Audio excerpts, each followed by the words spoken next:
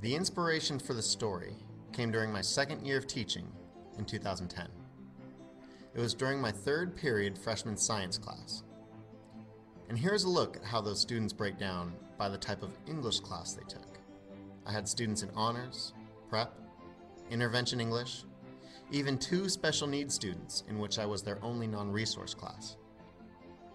Now, meeting the needs of these students was very difficult. I attended a year-long series on differentiated instruction. It was helpful, but ultimately I still struggled. And at times, I was very frustrated. It's important to note that these students were a rough group, but they were still nice people and had a sincere interest in doing well in their own way. Sure, they could have certainly worked harder, but I could have also taught them better. So in the end, I guess I had more questions than answers.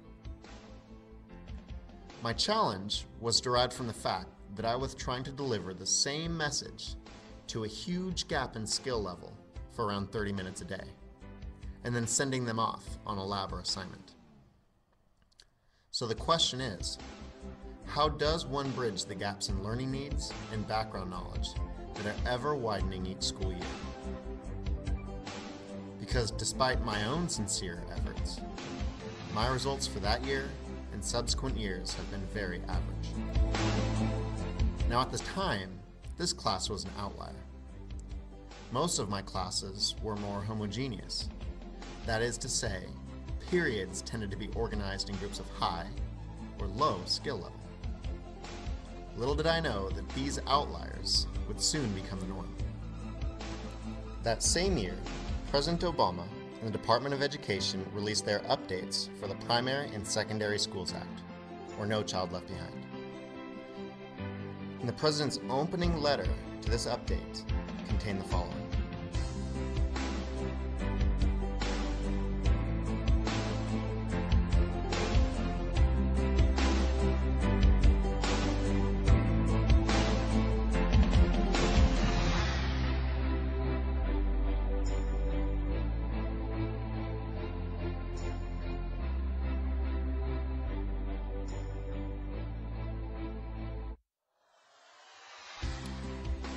One result of this is a change in districts like mine and Napa, as well as all over the country, taking measures to get more and more students enrolled in college prep coursework than ever before.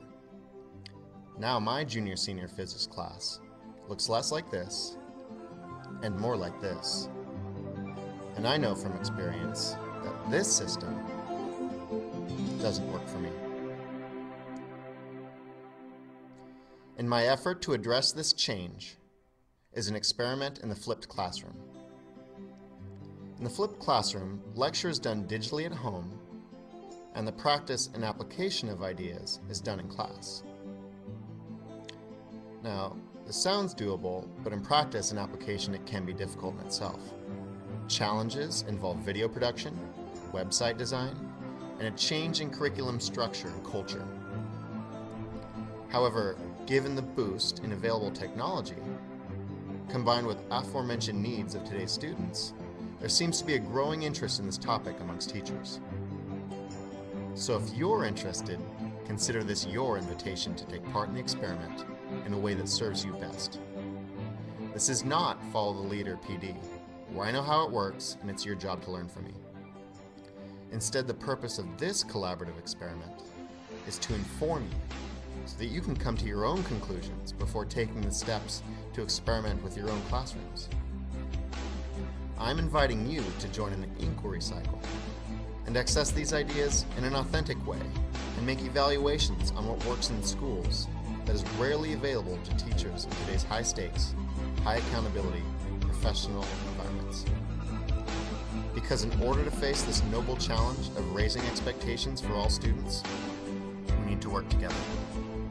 So please, join this process in any way. Join to follow and observe. Join to contribute comments and questions. Or join to immediately invest in the idea yourself as a collaborator. We stand a far greater chance of addressing this challenge together than we ever would apart. For more more information, visit my collaborative blog at www.callmecoachv.blogspot.com. Cheers.